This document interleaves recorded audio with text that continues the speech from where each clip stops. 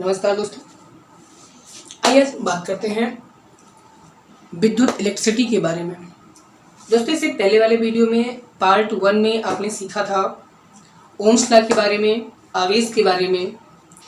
आज यहाँ पे है विद्युत का सेकेंड पार्ट है और इस पार्ट में हम लोग सीखेंगे प्रतिरोध के कारक कौन कौन से हैं, अर्थात प्रतिरोध को कौन कौन से वे कारक होते हैं जो प्रतिरोध को इफेक्ट करते हैं, अर्थात जिनकी वजह से प्रतिरोध बदलता है। तो दोस्तों, देर न करते हुए आइए वीडियो को शुरू करते हैं। जो लोग चैनल पर नए हैं वो चैनल को सब्सक्राइब कर लें ताकि आने वाली लेटेस्ट वीडियो की नोटिफिकेशन आपको मिल सके। देखिए दोस्तों, यहाँ पे हमने लिया है प्रतिरोध को प्रभावित करने वाले कारक कौन कौन से हैं, मतलब किन चीज़ों की वजह से प्रतिरोध बदलता है। अब दोस्तों, ये मत पूछिएगा कि प्रतिरोध किसे कहते हैं, क्योंकि प्रतिरोध क्या होता है ये हम इसके पहले वाले वीडियो में अर्थात पार्ट 1 में सीख चुके हैं कि प्रतिरोध क्या होता है। जिन लोगों ने पार्ट 1 नहीं देखा है तो वो पार्ट 1 एक बार ज़रूर देखें, तो आपको ये वीडियो अच्छे से समझ में आ जाएगा। तो यहाँ पे पहला कारक है प्रतिरोध लंबाई के समानुपाती होता है दोस्तों, अर्थात प्रतिरोध को कैपिटल R से लिखते हैं, लंबाई L हो गई, तो R is directly proportional to L। इसका मतलब क्या हो गया दोस्तों, अर्थात अगर जैसे किसी चालक तार है, ये तार है समझ लीजिए, इसकी लंबाई को जैसे जैसे हम बढ़ाएंगे इसका प्रतिरोध उसी क्रम में बढ़ता चला जाएगा। लंबाई बढ़ाने का तात्पर्य है लंबाई बढ़ेगी तो इसकी रेडियस त्रिज्या कम होगी, अर्थात तार पतला होगा। तो ध्यान रखना, तार जितना ज़्यादा पतला होगा प्रतिरोध उतना ही इसका उच्च होगा दोस्तों, ये ध्यान रखिएगा। तो इसी कारण से दोस्तों जो फ्यूज तार होते हैं वो पतले तार के बनते हैं, क्योंकि पतले तार का प्रतिरोध बहुत ही ज़्यादा होता है, तो ध्यान रखिएगा। तो पहला पॉइंट आपको मालूम हो गया दोस्तों, लंबाई बढ़ाने पर प्रतिरोध बढ़ता है, अर्थात प्रतिरोध जो होगा वो लंबाई के समानुपाती हो गया। दूसरा बिंदु है दोस्तों, प्रतिरोध क्षेत्रफल के व्युत्क्रमानुपाती होता है। क्षेत्रफल मतलब दोस्तों, जैसे ये तार हो गया, ये इसके एरिया की बात होती है। ये एरिया जितना ज़्यादा होगा, ये क्रॉस सेक्शनल एरिया है, जितना ज़्यादा होगा अर्थात तार जितना ज़्यादा मोटा होगा इसका प्रतिरोध उतना ही कम होगा। इसी कारण से मोटे तार का प्रतिरोध बहुत ही कम होता है, तो ये ध्यान रखिएगा। तो दूसरा बिंदु हो गया कि प्रतिरोध क्षेत्रफल के व्युत्क्रमानुपाती होता है, अर्थात तार मोटा होगा तो प्रतिरोध कम होगा, तार की लंबाई घटाएंगे तो प्रतिरोध क्या होगा दोस्तों, घटेगा। यहाँ पे देखिए तीसरा पॉइंट बिंदु है ताप के समानुपाती होता है। दोस्तों, अगर किसी चालक तार का हम ताप अर्थात टेम्परेचर बढ़ाएं तो जैसे जैसे उसका ताप टेम्परेचर बढ़ेगा वायर का, उसी क्रम में उसका प्रतिरोध भी बढ़ता चला जाएगा। यही कारण है दोस्तों कि गर्मियों में घरों में प्रयुक्त होने वाली विद्युत की जो सप्लाई होती है वो गर्मियों में घरों में कम हो जाती है, क्योंकि गर्मी की वजह से वायर बहुत अधिक हीट करने लगते हैं, बहुत ज़्यादा गर्म हो जाते हैं, जिनकी वजह से प्रतिरोध बढ़ने लगता है। और प्रतिरोध बढ़ जाने के कारण दोस्तों वोल्टेज डाउन हो जाता है, और जैसे ही वायर ठंडा होगा ठीक उसी क्रम में वोल्टेज बढ़ चुका होता है। तो इसको ध्यान रखिएगा, ताप के जैसे जैसे ताप को बढ़ाएंगे प्रतिरोध उसी क्रम में बढ़ता चला जाएगा। पदार्थ की प्रकृति पर भी निर्भर करता है दोस्तों, ये ध्यान रखना कि प्रतिरोध पदार्थ की प्रकृति पर भी निर्भर करता है। आगे देखिएगा दोस्तों, यहाँ पे जो ये पॉइंट दो बने हुए हैं, इन दोनों पॉइंट को ले लेते हैं। R is directly proportional to L और इनवर्सली प्रोपोर्शनल टू A। तो यहाँ दोनों को मिला लेंगे दोस्तों, तो R is directly proportional L और इनवर्सली प्रोपोर्शनल टू A मिला लिया। अब आप दोस्तों जानते हैं कि जैसे अनुक्रमानुपाती ये साइन को हटाते हैं उसी के साथ यहाँ पे एक कांस्टेंट आता है, और यहाँ पे कांस्टेंट रो हो गया। रो क्या है दोस्तों, ये रो हमारे पास चालक तार का विशिष्ट प्रतिरोध है। इसका मान अलग अलग चालकों के लिए अलग अलग होता है। तो ये दोस्तों फार्मूला बन गया, इससे आप याद रखिएगा कि प्रतिरोध लंबाई के समानुपाती और क्षेत्रफल के व्युत्क्रमानुपाती होता है। दोस्तों, अगर मान लीजिए यदि चालक तार की त्रिज्या स्मॉल r हो, अर्थात तार के मोटाई या पतले की बात की जा रही हो, तो तार का क्षेत्रफल पाई r स्क्वायर हो जाएगा, क्योंकि तार सिलेंड्रिकल होता है इस प्रकार से। तो यहाँ पे जो सर्कुलर पाथ है इसका एरिया पाई r स्क्वायर हो गया। तो यहाँ पे हमारे पास प्रतिरोध जो रो एल बाई ए था, अब ए के प्लेस पे दोस्तों आ जाएगा पाई आर स्क्वायर। अर्थात यहाँ पे जो प्रतिरोध होगा वो त्रिज्या के वर्ग के व्युत्क्रमानुपाती होता है। यहाँ से ध्यान देना दोस्तों, अर्थात प्रतिरोध चालक तार की त्रिज्या के वर्ग के व्युत्क्रमानुपाती होता है। मीन्स जितनी ज्यादा त्रिज्या होगी प्रतिरोध उतना ही कम होगा। त्रिज्या बढ़ाने से मतलब है तार उतना ही मोटा होगा, और मोटे तार का प्रतिरोध दोस्तों कम होता है। यहाँ पे देखिए दोस्तों, अगला क्या है, विद्युत प्रतिरोधकता क्या है। तो विद्युत प्रतिरोधकता, इसको समझ लीजिएगा, छोटे से डेफिनेशन है। 1 मीटर भुजा वाले घन के विपरीत फलकों में से, दोस्तों आप घन जानते हैं, सभी लोग जानते हैं, क्यूब, जो विपरीत फलक होंगे, सरफेस होंगे, अपोजिट सरफेस, उन सरफेस से जो होकर के जो धारा गुजरेगी उसके कारण उस चालक में जितना प्रतिरोध उत्पन्न होगा उसे ही हम लोग प्रतिरोधकता कहते हैं। 1 मीटर भुजा वाले घन के विपरीत फलकों में से धारा गुजरने पर जो प्रतिरोध उत्पन्न होता है वह प्रतिरोधकता कहलाता है। इसको याद रखना। अब दोस्तों प्रतिरोधकता के हमने 2-3 महत्वपूर्ण बिंदु लिखे हैं, इनको जरूर आप याद करिएगा, क्योंकि ये वीडियो आपके एसएससी, एयरफोर्स, नेवी, इन सब के लिए बहुत ही ज़्यादा इंपॉर्टेंट है, तो वीडियो को पूरा देखिएगा। प्रतिरोधकता चालक की लंबाई व क्षेत्रफल के साथ नहीं बदलती। तो दोस्तों ध्यान रखना कि प्रतिरोधकता का चालक की लंबाई व क्षेत्रफल पर कोई फर्क नहीं पड़ता, परंतु तापमान के साथ बदलती है। प्रतिरोधकता तापमान के साथ बदलती है, इसको याद रखिएगा।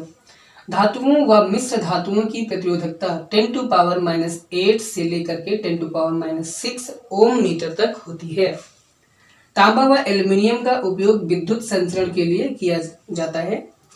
क्यों करते हैं? क्योंकि उनकी प्रतिरोधकता बहुत कम होती है।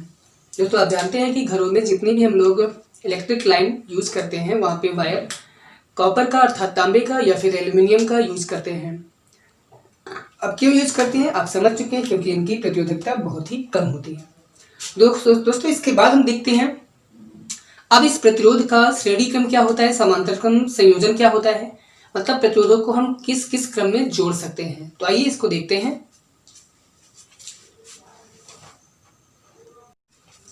दोस्तों आइए हम देखते हैं यहाँ पे प्रतिरोधों का श्रेणी क्रम संयोजन क्या होगा।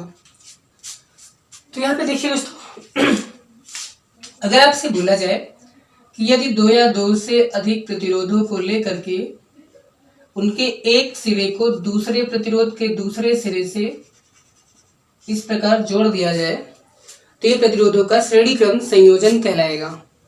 दोस्तों हमने यहाँ पे 3 प्रतिरोध ले लिए हैं जिनके प्रतिरोध R1, R2 व R3 हैं। अब इनके अंतिम सिरों से हमने एक बैटरी या सेल को जोड़ दिया है। ये प्लस हो गया, ये माइनस हो गया। अब आप जानते हैं माइनस से प्लस की ओर धारा बहती है, तो ये धारा यहाँ से चलेगी इस तरफ।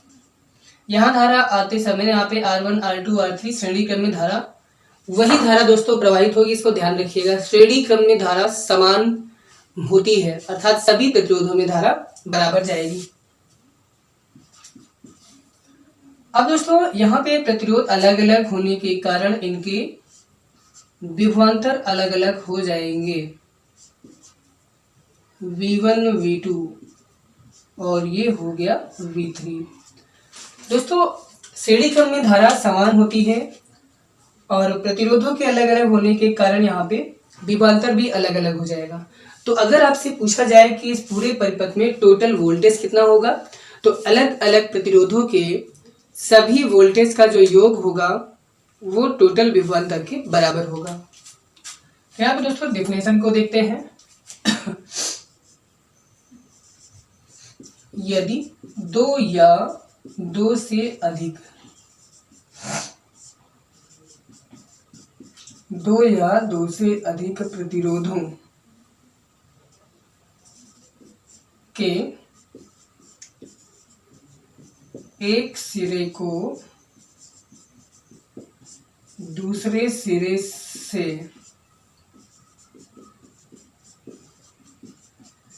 जोड़ा जाता है तो इसे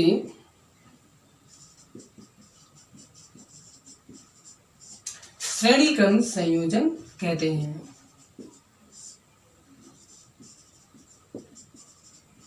दोस्तों ये तो हो गई डेफिनेशन। आगे देखिएगा, इसमें जो मेन पॉइंट है इसको याद रखिएगा। श्रेणी क्रम में दोस्तों जो धारा होती है वो समान होती है,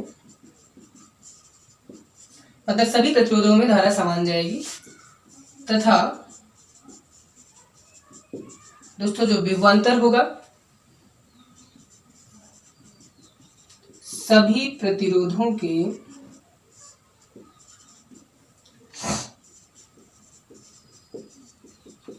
विभवांतरों के योग के बराबर होगा। दोस्तों सभी में विभवांतर V1 V2 V3, तो हमारे पास टोटल विभवांतर V equal to V1 plus V2 plus V3 हो जाएगा। परंतु दोस्तों आप ओम के नियम से जानते हैं, परंतु ओम के नियमानुसार, अब जानते हैं दोस्तों ओम के नियमानुसार क्या होता है, V इक्वल टू IR होता है।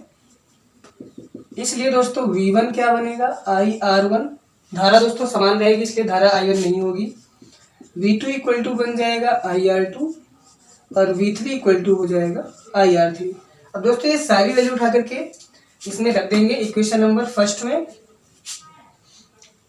इसलिए V equal to IR1 plus IR2 plus IR3। दोस्तों यहाँ पे I हम कॉमन निकाल लेंगे तो R1 plus R2 plus R3 हो गया। और दोस्तों ये V इक्वल टू हो जाएगा हमारे पास IR, ये I से I कैंसिल हो जाएगा दोस्तों, तो बचेगा हमारे पास R equal to R1 plus R2 plus R3। दोस्तों यहाँ पे अच्छे ध्यान दे सकते हैं आप, श्रेणी क्रम में जो फार्मूला निकला इससे मालूम हो रहा है कि यहाँ पे जितने प्रतिरोध होंगे सभी प्रतिरोधों का योगफल हमारे पास टोटल परिपथ का प्रतिरोध मिलेगा। तो दोस्तों आपको मालूम हो गया कि श्रेणी क्रम में आपको महत्तम प्रतिरोध हमेशा प्राप्त होता है। अतः श्रेणी क्रम में अधिकतम प्रतिरोध प्राप्त होगा। अब दोस्तों इसके बाद हम सीखते हैं यहाँ पे एक मेन पॉइंट है दोस्तों, यदि सभी प्रतिरोध समान हो, अर्थात दोस्तों R1 equal to R2 equal to R3 equal to, हम इसको R लेट कर लेते हैं, तो यहाँ पे R इक्वल टू सब कितना हो जाएगा, ये हो गया 3R। यदि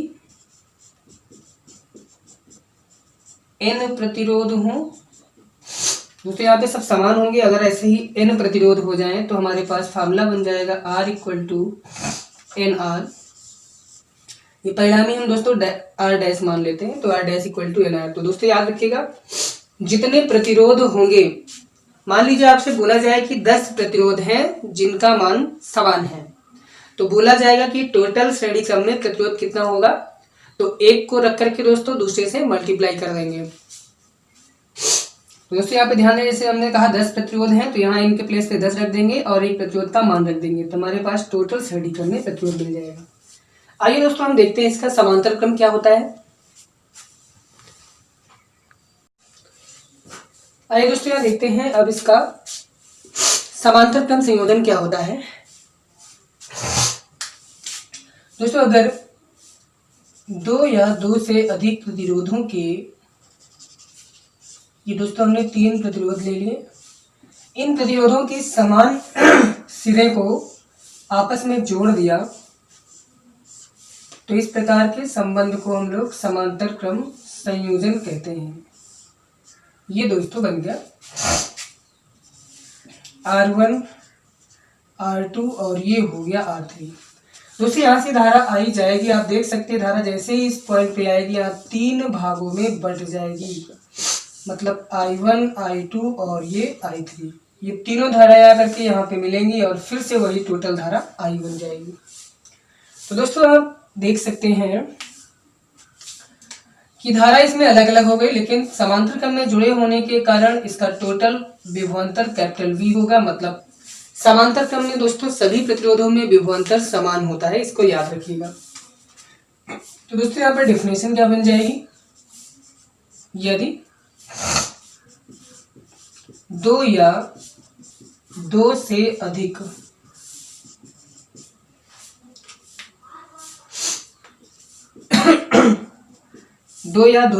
प्रतिरोधों के समान सिरों को परस्पर जोड़ दिया जाए तो प्राप्त संयोजन समांतर क्रम संयोजन होगा। दोस्तों इसका जो मेन पॉइंट है, सबसे इंपॉर्टेंट पॉइंट है,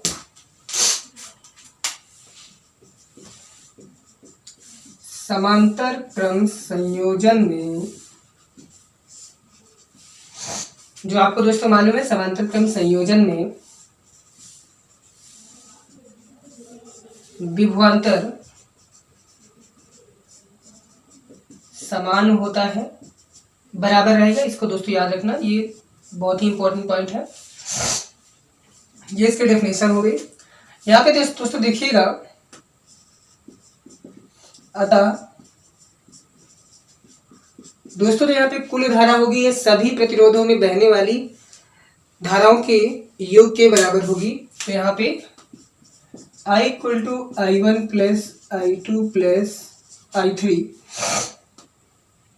चूंकि आप दोस्तों जानते हैं I equal to V upon R होता है फार्मूला, इसलिए दोस्तों I1 इक्वल टू हम बना सकते हैं V अपॉन R1। विभवांतर दोस्तों समांतर क्रम है तो इक्वल होगा। I2 equal to V upon R2 और I3 इक्वल टू हो गया V अपॉन R3। ये सारी वैल्यू उठा के दोस्तों इस इक्वेशन में पुट कर लेंगे। तो I equal to V by R1 plus V by R2 plus V by R3। दोस्तों तीनों की वैल्यू पुट कर लिया। अब यहाँ से V हम कॉमन ले लेंगे तो V upon R1 plus V upon R2 plus V upon R3 हो गया। और ये I इक्वल टू दोस्तों V अपॉन R होता है, तो ये V से V कैंसिल हो गया। तो ये हमारे पास दोस्तों समांतर क्रम का ये हो गया सूत्र। अब दोस्तों इसी का वही केस आप बना सकते हैं, यदि N समान प्रतिरोध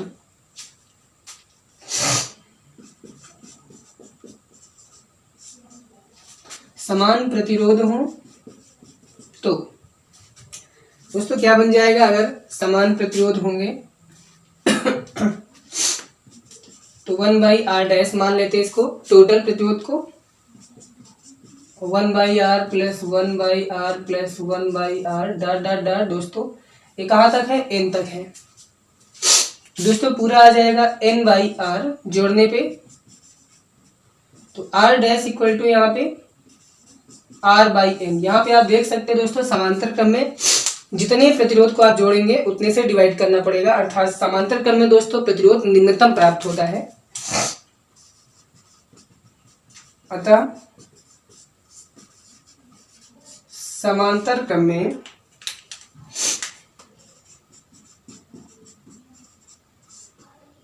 प्रतिरोध न्यूनतम प्राप्त होता है। ये हो गए दोस्तों दोनों, समांतर क्रम और श्रेणी क्रम आपके दोनों हो गए। आइए इसके आगे हम देखते हैं और आज इस पूरे चैप्टर को फिनिश करते हैं। थोड़ा सा और 2 मिनट और बचा हुआ है, बस ये समाप्त हो जाएगा। दोस्तों आगे देखिएगा, इसमें विद्युत धारा का तापीय प्रभाव, ये क्या होता है दोस्तों। तो आप सभी जानते हैं कि विद्युत धारा के प्रवाहित होने से चालक में ऊष्मा उत्पन्न होती है। तो परिभाषा क्या बन जाएगी कि विद्युत धारा के प्रभाव से चालक में ताप का उत्पन्न होना ही विद्युत धारा का तापीय प्रभाव कहलाता है। तो यहाँ पे डेफिनेशन हमने लिख दिया है कि विद्युत धारा के प्रभाव से किसी चालक में ताप का उत्पन्न होना विद्युत धारा का तापीय प्रभाव कहलाता है। बहुत ही सिंपल डेफिनेशन है, आप बिल्कुल आसानी से इसको तैयार कर सकते हैं। ऊर्जा क्या होती है, शक्ति गुणे समय, मतलब ऊर्जा बराबर शक्ति गुणे समय होती है। यहाँ पे हीट लिख दिया क्योंकि ताप का प्रभाव पड़ना है, H फॉर हीट हो गया, शक्ति P और टाइम T हो गया। अब दोस्तों जानते हैं कि आप P इक्वल टू VI होता है, शक्ति P इक्वल टू VI, यहाँ पे VI रख देंगे तो H इक्वल टू बन जाएगा VIT। अब दोस्तों एक और फॉर्मूला आप जानते हैं, ओम के नियम से V इक्वल टू IR होता है। अगर यहाँ पे हम V के प्लेस पे IR रख देते हैं यहाँ पे तो बन जाएगा I स्क्वायर RT बन गया। अब दोस्तों इसी ओम के नियम से I इक्वल टू अगर हम निकाल लें तो V अपॉन R बन जाएगा ये। अब ये I के प्लेस पे यहाँ पे हम रख देते हैं V अपॉन R, तो V square upon R square बन जाएगा, यहाँ पे देखिएगा, इंटू RT, एक R से R कैंसिल हो जाएगा तो V square T by R बचेगा। दोस्तों यहाँ पे देखिए जो फार्मूला बनाया है equal to I square RT, इसे हम लोग दोस्तों विद्युत धारा का तापन नियम भी कहते हैं, इसको याद रखिएगा, मोस्ट इंपॉर्टेंट है। अब इसी से दोस्तों इसी से कुछ प्रश्न हम ले लेते हैं। H equal to I square RT से प्रतिरोध में उत्पन्न ऊष्मा विद्युत धारा के वर्ग के समानुपाती होती है, मतलब H is directly proportional to I square, ये नियम बन गया।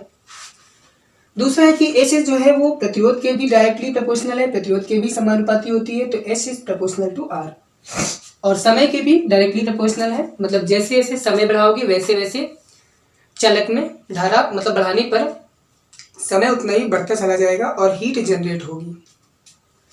अब दोस्तों यहाँ पे बल्ब की बात ले लेते हैं। विद्युत बल्ब में अधिकांश शक्ति जो होती है दोस्तों वो ऊष्मा के रूप में प्रकट होती है तथा उसका कुछ भाग प्रकाश में कन्वर्ट होता है। बल्ब का जो दोस्तों तंतु होता है वो टंगस्टन का बना होता है, इसको याद रखिएगा, मोस्ट इंपॉर्टेंट प्रश्न यहाँ से बनता है, क्योंकि दोस्तों यहाँ देखिएगा बल्ब का तंतु टंगस्टन का बना होता है। क्यों बना होता है? क्योंकि उच्च तापमान पर ये अपचयित नहीं होता। इसका गलनांक दोस्तों बहुत ही उच्च होता है, 3380 डिग्री सेल्सियस होता है। बल्बों में अक्रिय नाइट्रोजन तथा आर्गन गैस भरी जाती है। ये क्वेश्चन कई बार दोस्तों पूछा भी गया है कि बल्ब में कौन सी गैस भरी होती है, बल्ब में तंतु कौन सा लगा होता है। ये दोस्तों आपको क्वेश्चन सारे याद होने चाहिए। अब आते हैं यहाँ पे विद्युत शक्ति की हम बात कर लेते हैं और यहाँ से चैप्टर द एंड हो जाएगा, समाप्त हो जाएगा। दोस्तों आगे देखिए, हम देखते हैं यहाँ पे विद्युत शक्ति की बात करते हैं। विद्युत शक्ति क्या है? अब सभी जानते हैं कि किसी चालक तार में विद्युत ऊर्जा की क्षय होने की जो दर होती है, मतलब जिस रेट से विद्युत ऊर्जा खर्च होती है, उसी को हम विद्युत शक्ति कहते हैं। तो यहाँ पे दोस्तों देखिए फार्मूला क्या बन जाएगा, P equal to W upon T, means एकांक समय में व्यय होने वाली ऊर्जा को ही विद्युत शक्ति कहते हैं। तो दोस्तों यहाँ से मात्रक क्या बन जाएगा, जूल प्रति सेकंड। कार्य का मात्रक जूल हो गया, समय का मात्रक सेकंड हो गया, तो बन गया जूल प्रति सेकंड। दोस्तों अभी आपने ऊष्मा पढ़ी थी, ऊष्मा कार्य के बराबर होती है, ऊर्जा के बराबर होती है। तो यहाँ से दोस्तों अगर हम P इक्वल टू देखना चाहें, यहाँ पे W के प्लेस पे अभी आपने पढ़ा था H बराबर I स्क्वायर RT, अभी पीछे निकाला है, तो वही हम W के प्लेस पे रख देंगे I स्क्वायर RT। तो यहाँ पे एक T से T कैंसिल हो जाएगा, एक बटे में T था तो बचा I स्क्वायर R हो गया। दोस्तों इसके बाद अभी आपने पढ़ा था H इक्वल टू VIT पढ़ा था, W के प्लेस में रख देंगे VIT, तो यहाँ VIT और ये अपॉन में T से T कैंसिल हो जाएगा तो बचा VI। तो दूसरा शक्ति का सूत्र बन गया P इक्वल टू VI। तीसरा दोस्तों आपने पढ़ा था H equal to V square T upon R। अब ये वैल्यू H की वैल्यू यहाँ W के प्लेस पे रखेंगे क्योंकि W और H इक्वल होते हैं, तो W के प्लेस पे रखेंगे V square T upon R रख दिया, और यहाँ अपॉन में T है तो ये अपॉन में T से T दोस्तों कैंसिल हो जाएगा तो V स्क्वायर अपॉन R बचेगा। ये दोस्तों आपके तीन शक्ति के फार्मूले हो गए, बहुत इंपॉर्टेंट है। दोस्तों यहाँ पे शक्ति का जो मात्रक होता है वो वाट होता है, और दूसरा यहाँ पे आपने पढ़ा जो फार्मूले से निकला जूल प्रति सेकंड है। यहाँ से दोस्तों आप मात्रक बनाएंगे तो वोल्ट एम्पियर हो जाएगा। अलग अलग फार्मूले से मात्रक अलग अलग आप बना सकते हैं। ऊर्जा का दोस्तों व्यापारिक मात्रक किलोवाट घंटा होता है, जिसको हम लोग दोस्तों यूनिट बोलते हैं। अब यहाँ पे दोस्तों 1 किलोवाट घंटे में 3.6 10 टू पावर 6 जूल ऊर्जा होती है। दोस्तों ये बहुत इंपॉर्टेंट है, इसको याद रखिएगा। दोस्तों उम्मीद करते हैं कि ये पूरा वीडियो आपको अच्छे से समझ में आ गया होगा।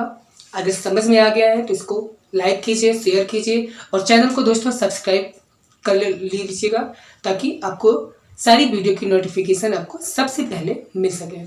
मिलते हैं दोस्तों नेक्स्ट वीडियो में। तब तक के लिए धन्यवाद।